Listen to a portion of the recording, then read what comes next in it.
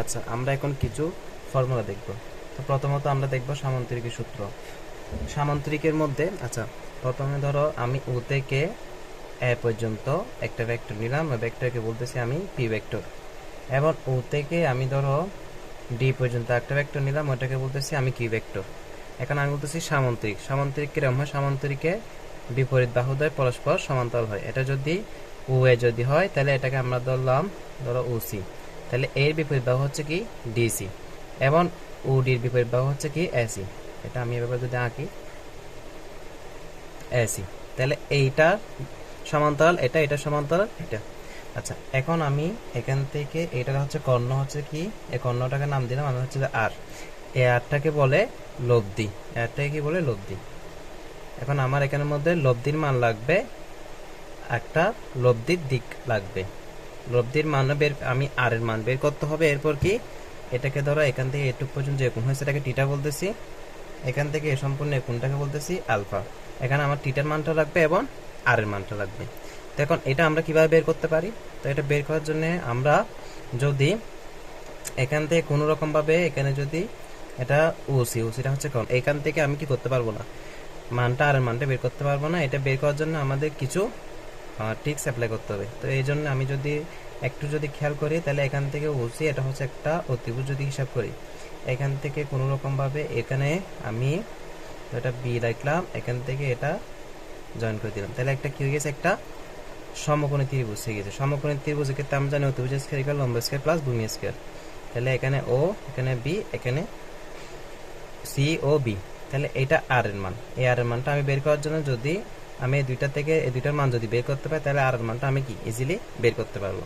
তো এটা করার জন্য আমরা জানি এটা সামান্তরিক। সামান্তরিক ক্ষেত্রে তার বিপরীত বাহু সমান, তাহলে এটা যদি কিউ হয় এটাও কি হবে? কিউ হবে। তাহলে আমি এখন এখানে যদি এটা ত্রিভুজ ধরি, ত্রিভুজ এ বি সি নিয়ে কাজ করি, তাহলে হচ্ছে এটার মান হচ্ছে কিউ। তাহলে এটা হচ্ছে অতিভুজ, তাহলে এটা কি লম্ব, এটা হচ্ছে যে ভূমি। এখন যদি লম্ব আর ভূমি যদি হয় তাহলে আমরা জানি সাইন। আচ্ছা, এটা এটা কোন কোণ? এটা হচ্ছে এই কোণটা, তাহলে এটা হচ্ছে আলফা। এটার কোণ কি হবে? আলফা। তাহলে sine alpha is equal to আমরা জানি কি লম্ব বাই অতিভুজ। তাহলে লম্ব কি আছে এখানে? বিসি, আর অতিভুজ কি আছে? এসি। এসি মান কত? কিউ। তাহলে এখান থেকে আমি যদি বিসির মান বের করতে চাই, অর্থাৎ বিসির মান যদি বের করতে চাই, তাহলে আমি কিউতে এদিক থেকে এদিকে পক্ষান্তর বা আকার আছে, পক্ষান্তরগুলো গুণা করা হবে, তাহলে কিউ সাইন আলফা হবে এটা। তাহলে আমি এটার মান পেয়ে গেলাম, এটার মান হচ্ছে কি এইটা। এখন আমি যদি ভূমির মান পেতে চাই, আমরা জানি হচ্ছে কি কস, কস থিটা সমান কি ভূমি বাই অতিভুজ। তাহলে এখানের মধ্যে ভূমি আছে এ বি, আর অতিভুজ আছে হচ্ছে কি কিউ। তাহলে আমি এখান থেকে যদি এ বির মান বের করতে চাই, তাহলে কিউ যদি পক্ষান্তর তাহলে কি হবে? Q cos alpha. তাহলে আমি কিসের মান পেয়ে গেলাম? এ বির মানও পেয়ে গেলাম, আবার কি বিসির মানও পেয়ে গেলাম, এটাও পেয়ে গেলাম, এটাও পেয়ে গেলাম। তাহলে এটার মান হচ্ছে কি বিসি সমান হচ্ছে যে Q sine alpha, R A B সমান হচ্ছে কি কিউ কস আলফা। এখন এখন কাজ হচ্ছে যে আমার এইটা আমি কি কি জন্য বের করলাম? এটা বের করার উদ্দেশ্য হচ্ছে যে এই মানটা বের করা।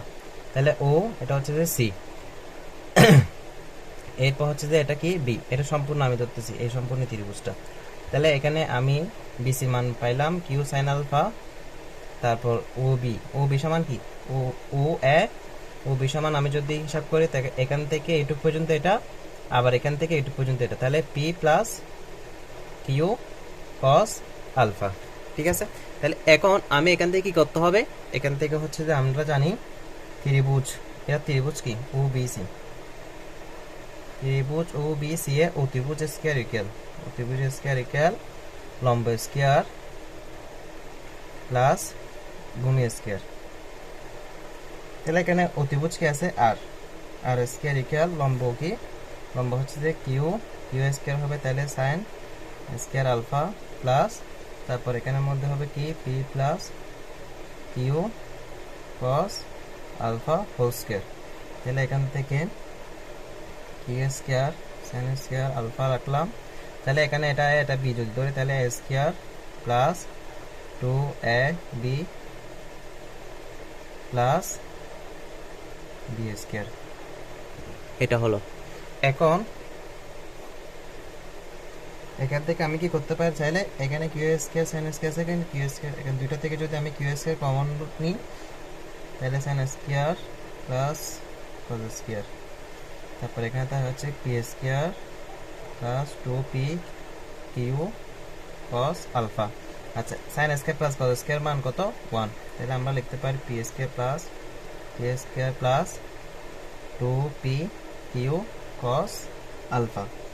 এটা হচ্ছে তাহলে কিসের মান, আর স্কয়ার মান। তাহলে আমার লাগবে কি লব্ধি, তাহলে লব্ধির মান, তাহলে লব্ধির মান আর সমান আমরা কি লিখতে পারি, এটা রুট করলে স্কয়ার চলে যাবে, তাহলে এখানে রুট ওভার করলে এটা আসবে।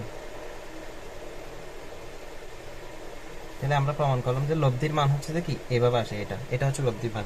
এই এত কিছু করার মূল উদ্দেশ্য কি ছিল, এই আর এর মানটা বের করা। আর এর মানটা তো আমরা সামনের দিক থেকে বের করতে পারবো না, সেজন্য আমরা এখান থেকে ধরে নিলাম বি পর্যন্ত, এখানে ধরে নিলাম বি পর্যন্ত। এটা একটা কি সমকোণী ত্রিভুজ। সমকোণী ত্রিভুজের ক্ষেত্রে আমরা জানি অতিভুজ স্কয়ার ইকুয়াল লম্ব স্কয়ার প্লাস ভূমি স্কয়ার। এখান থেকে এরপর আমরা কি করলাম, আর এর মানটা সহজে বের করে ফেললাম। এখন লব্ধির দিকটা একটু বের করি। লব্ধির দিকটা এখান থেকে বের করবো।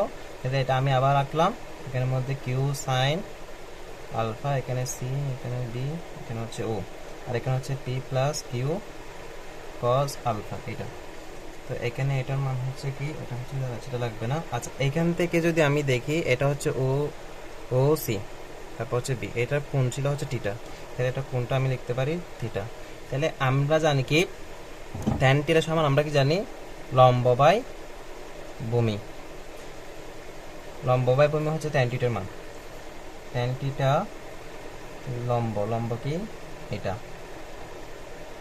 ভূমি কি এটা, লম্ব বাই ভূমি, এটা হচ্ছে দেখি ট্যান থিটার মান। তাহলে লব্ধির দিক আমি লিখতে পারি কি, এটা হচ্ছে কি লব্ধির দিক। এখন আমরা লব্ধির দিক পাইছি কি এটা। এখন এখানের মধ্যে কিছু শর্ত আছে, কন্ডিশন।